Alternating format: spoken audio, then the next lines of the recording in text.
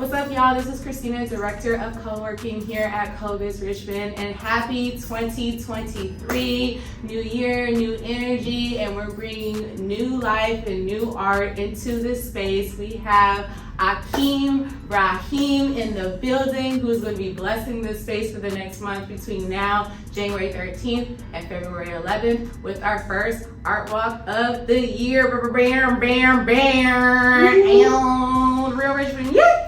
So we're really excited to sit and talk to Akeem about the pieces of art that he's blessing this space with that are going to be on sale and available to you on our website, that's covishwithshare.com. So Akeem, walk us through first, so welcome. This is not your first time in this space. No, it's not. It's your second time. Yeah. And then your first time you sold a piece of art. Yes. Yes. Yeah. We had an art walk and that was going well. There was a lot of foot traffic.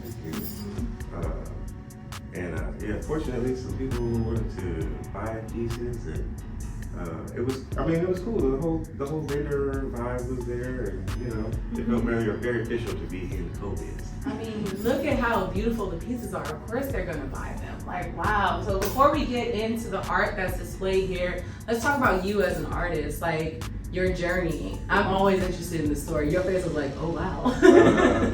I'm always interested in the journey that brings people to be able to create such beauty. So what got you here? Like, how did you start? Well, I was an 80s baby and a 90s adolescent, so I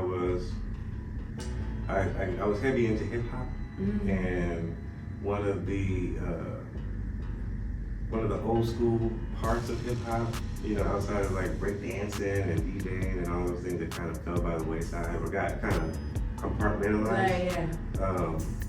Graffiti art was one of those things, and I was probably about 13 when I first snuck out the house and went with my friends to, spray paint on the freeways and the trains, and I was kind of hooked. We had, a little tagging crew, and there was a lot of, if anybody is into graffiti from the Bay Area, then the 90s legendary crews were like MDK, 640, TDK, and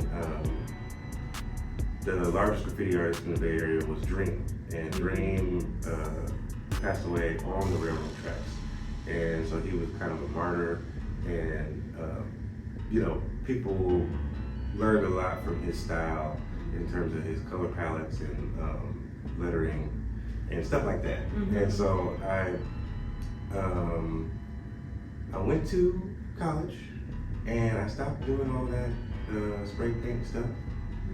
And once I graduated, I kind of was working and going home, and I was kind of like, well, this can't be it. This can't be all, right? Been there. And it was probably 2014 when I started to spray paint on canvas. And I was just like, I can still do this. It doesn't have to be, for free. And it doesn't have to be out on the street corner. Right. Like graffiti art went from being kind of a nuisance to the general public to being kind of embraced. And people really like graffiti art, and it helps to like spruce up, spice up, and color up, the city, and especially San Francisco and Oakland. Yeah, it brings culture. It's like the culture, especially the Downtown Oakland Association started to hire muralists who were basically just graffiti artists anyway, and legitimized street art. Yes. And so I knew that we were in like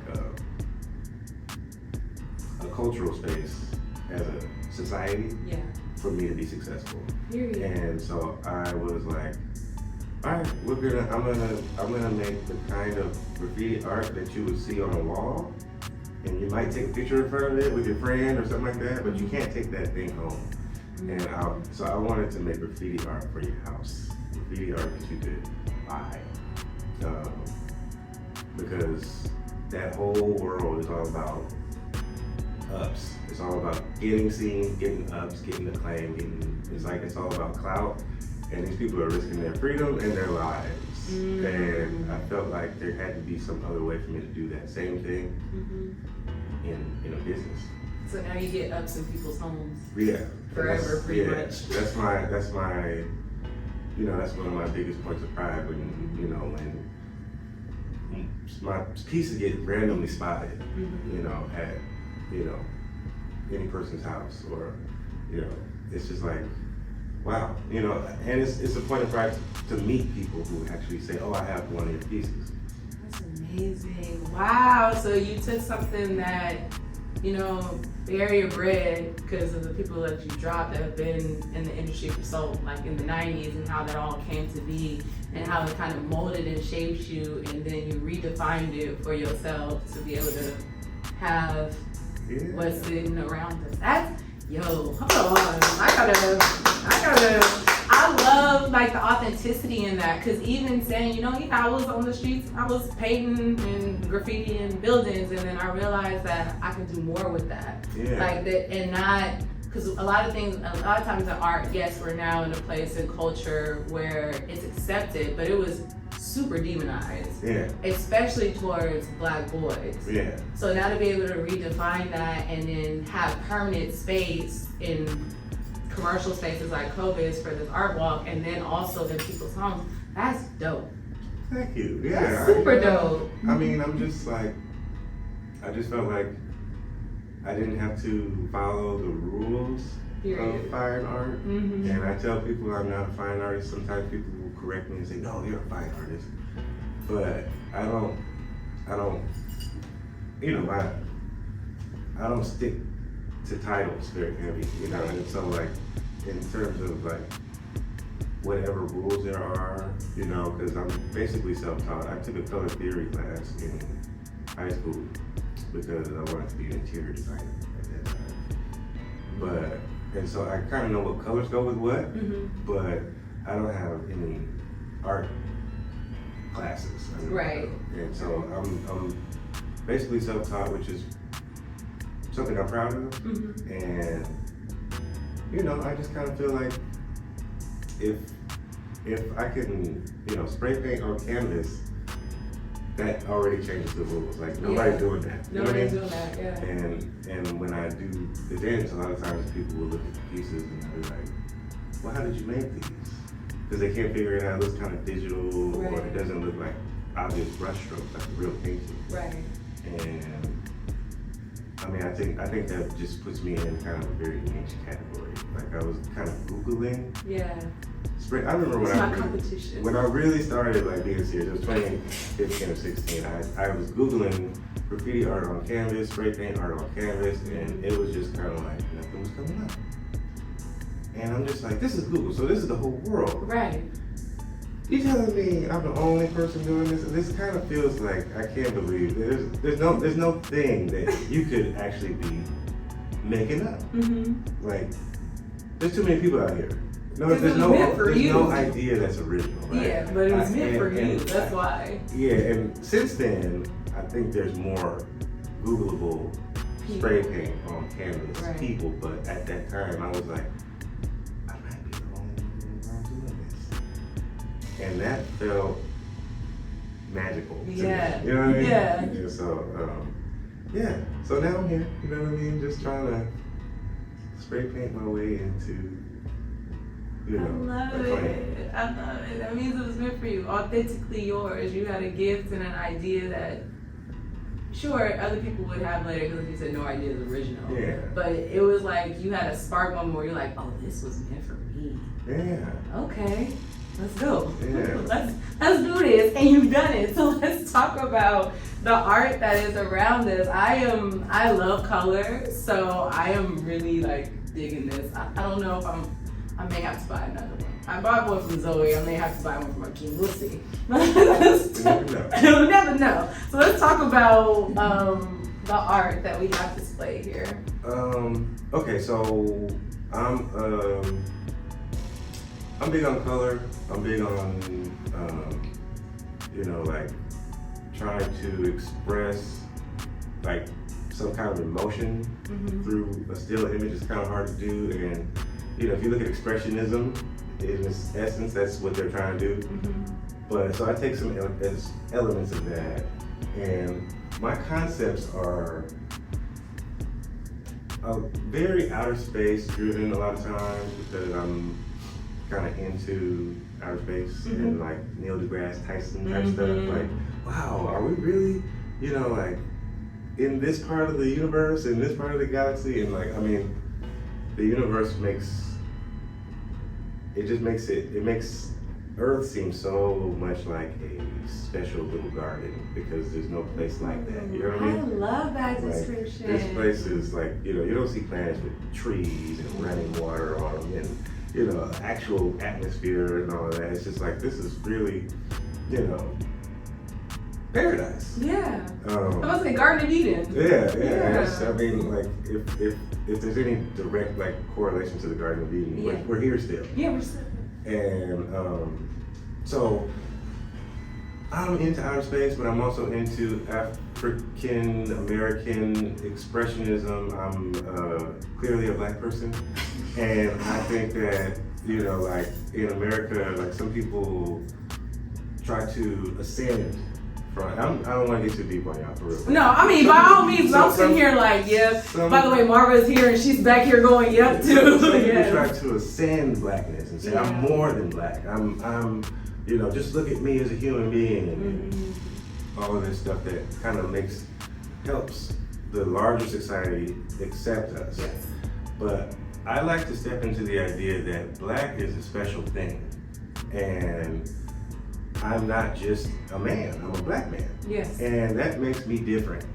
And that makes me special. And I think that not everybody is blessed to be a part of the club. I think that the talents and the resilience and the strength and the poise, the coolness. I mean, we made afros and bell bottoms cool. We made leather pants and jerry curls cool. We made anything we do is cool. And I feel like that's a blessing, and I feel like it's a gift. It's not something that I'm trying to shed. It's not a burden for me. And so my art represents a lot of hip hop, a lot of urban culture. This one is called the Universe, and it's because, you know, there's a whole thing about the power in your head, you know, the whole like manifesting things that you want, attracting things that you that are attracting you, and moving through this world in a very like purposeful way. Negative thoughts can eat you up, positive thoughts can lift you up, and all of that starts in here. And you know, if you are the thoughts that you think and don't say out loud, it's like, well, who's talking? Right. You know, who's in there talking? Who can I hear talking to me? Right. And that's like it becomes like this cosmic sixth dimension idea that where our spirit selves are just living through a body, but we're bigger than a body. And that's why your brain dreams when you sleep, because your body needs sleep, you don't anyway. Right. So this represents that kind of. Go ahead, go right in. Like, I love it. The connection to the energy around you. Yeah. This connects the universe to you and you to the universe, and so I've sold maybe 100 of these, and people love these, and they think that you know, I've done them with different color backgrounds and different planets and stuff like that. They're all a little bit different, but the idea is the same, and people kind of interpret it the way they want. But yes, I wanted it to be like obviously a black woman, you know, connecting with her higher self. And this is my flying pyramids. This is actually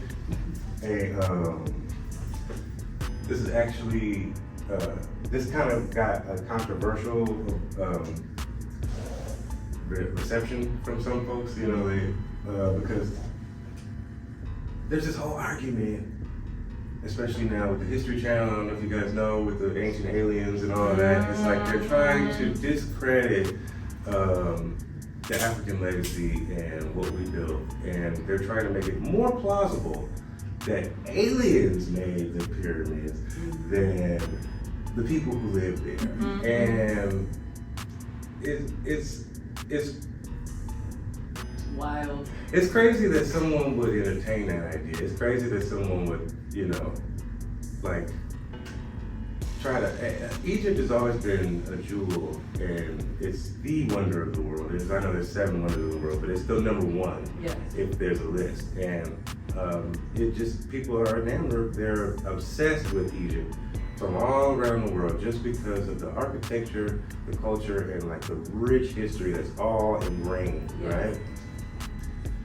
And so people will try to take Egypt out of Africa and put it in some Middle Eastern category, or they'll try to take the inhabitants there who live there today and say that these are the kinds of people who lived there at the time the pyramids were built and the pharaohs were ruling. And that's not true. So I like to embrace Egypt as a pro-Black African kind of image, you know. But I also wanted to, especially for this particular Afrofuturism show, I wanted to do this my way. That, you know, some people were thinking that I was with the idea that this was done by aliens, but no, I was trying to convey the idea that everything is cyclical, and I don't even think the technology that we have today is brand new. I think that it's something that it's a technological point that we reached again. Yes, evolution. And so, you know, the mystery in Egypt is so thick that we're just trying to figure out, like, how did they do all this and why?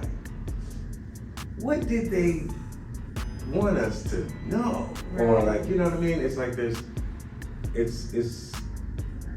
you could spend a lifetime focused on that subject. And so for me, I just like to think of the idea that we were here and we were harnessing some kind of really like super sci-fi high-tech technology during the time that the pharaohs ruled. So it's a sci-fi piece. It's the idea that not that aliens made the pyramids, but that we made the pyramids, and they were much more advanced than we probably could have ever known. And even as history, like you're saying, History Channel, they're diving into not just the architecture, but the functionality within the pyramids, how they created like running water and all this other stuff. And then what history tells us about innovation, especially in the United States, it does not credit Black folks at all. Ever. So the idea and concept that, you know, those people would sit there and say, well, it can't be Black folks that created Egypt. There's no way. There's no way, right? These were primitive people. How did they have? Right. It's just like. Where we actually did, we created the philosophies, the schools of thoughts, all this other stuff. Like, I'm really into psychology, so I've been studying the history of psych, and I'm like, oh. Yeah. Huh. It feels, it's obviously a slight, right? Mm-hmm. Academia is tilted toward this kind of like white superiority or whatever. Yes. And, you know, I'm really Mr. We Are the World. I mean, we're all here, we're all human. I wish we could all just get along. But I do like to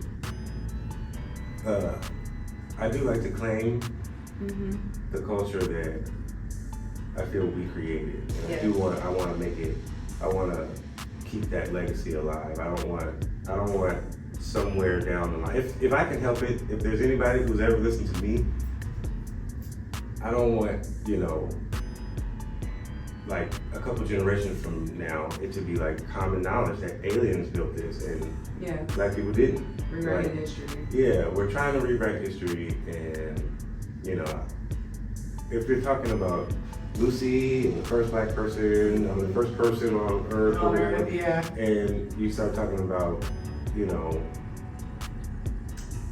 Africa, and then global population, like everybody on Earth was black for 10,000 years. And basically 9,500 years. And then people started getting racial genetic differences, you know, like, and so if anybody invented something, we invented something. Yeah, I mean, it's not like we was doing nothing. No. And people would have you believe we were doing nothing. For thousands and thousands of years, not making anything up. And that's crazy. Yeah. And so this ties directly into the fiction of Wakanda Forever. Rest in peace, Chadwick Boseman. I feel as though Wakanda was a very good representation of Afrofuturism.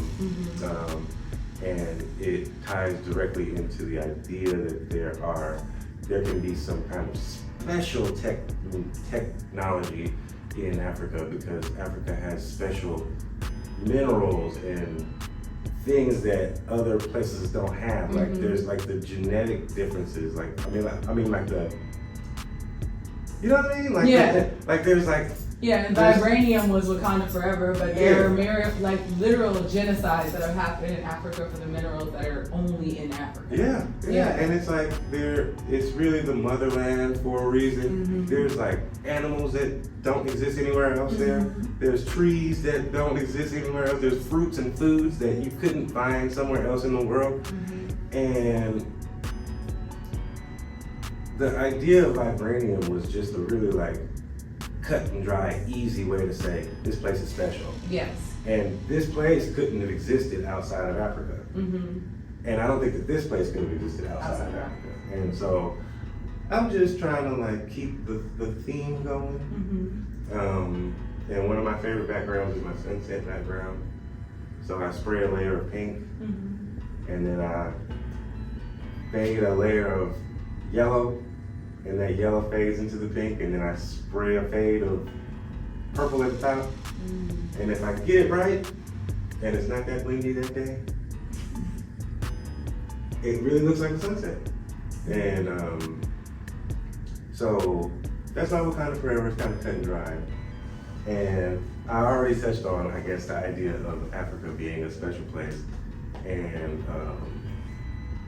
the cradle of civilization, the original idea of Earth and humankind originates from this place. And so I just, it's kind of a sunset fade. I also wanted Africa flying at you through outer space. But some of the outlines are Timbuktu and some elephants and some giraffes and lions. And there's Shaka Zulu down there. And I just wanted to, and there's the pyramid at the top. I just wanted to. Oh, that's dope. I did not peep that until I stared. I was like, where? It's right there. Right that's there. Wild. Oh my God.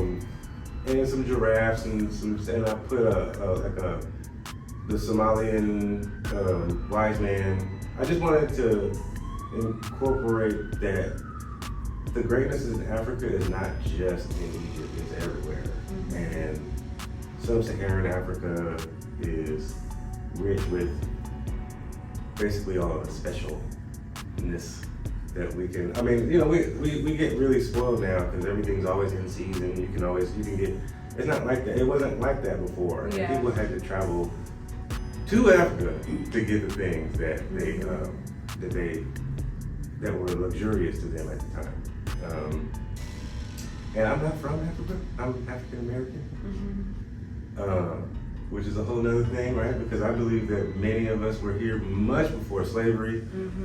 People would tell you, you were captured by white people, and you were taken here. And the only reason that you're in America is because we brought you here and you were a slave. And that's not necessarily true. I mean, there were free black people in the North. Yes. And where did they come from? Yeah. Were those free black people shipped here to be slaves and then immediately set free? That doesn't make any sense. Were those free black people were obviously here before the institution took place. Right. And so that lets you know we've been here before Columbus. And there's actually a book called They Came Before Columbus that you can read about that. Yes, but I'm just saying, being an African American person, I do believe that I still have a strong connection with Africa. And so I'm a Pan-Africanist, if you will. But yeah, these are the pieces. I'm just trying to keep it real innovative and colorful, you know. I mean, you can be like Afrocentric without doing kente cloth on everything, or everything has to be red, black, and green, or whatever, you know what I mean? Like you could be Afrocentric and still follow like a completely different colorway. And so I'm just trying to touch that crowd, you know. And I appreciate you speaking on indigenous free blacks, because I am indigenous. I've done my genealogy.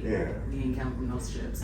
So, like, but even I have a strong connection to Africa, because as we're unearthing history in America, we're finding out innovation, architecture, all those things, trades, all that existed before they came here. So if what we are now learning or discovering about Africa and what it was before what it is now, it's also like paralleled into America and what America was before what it is now. And so I can appreciate, just as an indigenous black person, blackness in a general sense. I'm black, period. like roots do matter. They do matter. However, I think there's a universalness in our energy and collective power that I think you've painted in these pieces. So well, thank you. I'm trying. Now our trying would be if we wasn't sitting here and you were still at home. Right. You doing it. It's right in front of us. The biggest compliment I got was, well, one of the biggest compliments I got was someone was looking at my display and said, "I love your mind." But the second biggest compliment I got was, "These look like you had fun making them. They look like fun." And I'm not necessarily having fun while I'm making it. I might be more focused, but I wanted my idea to convey the idea of fun.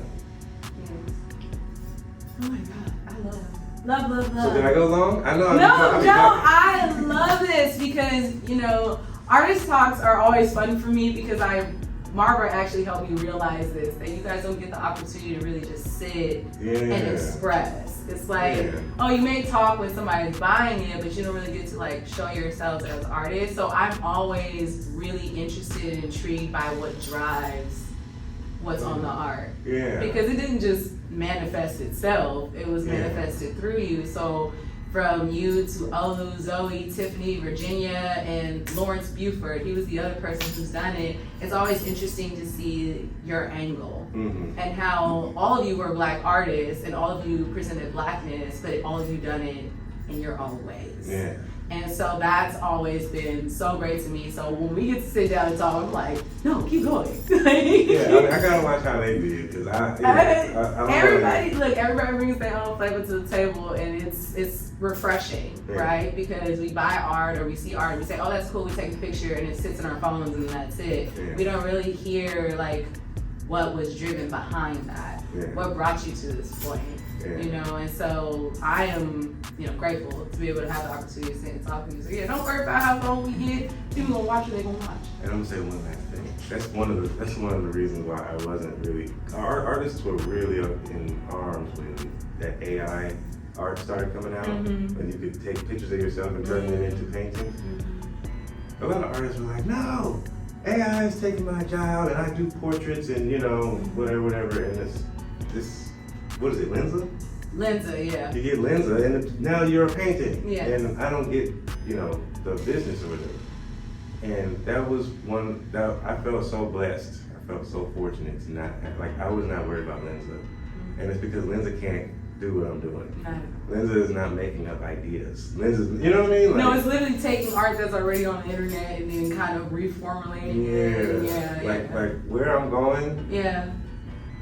Lenza can't touch that. It's a place that Lenza can't get to. And so I feel like Lenza's a zeros and one, and you are your authentic self.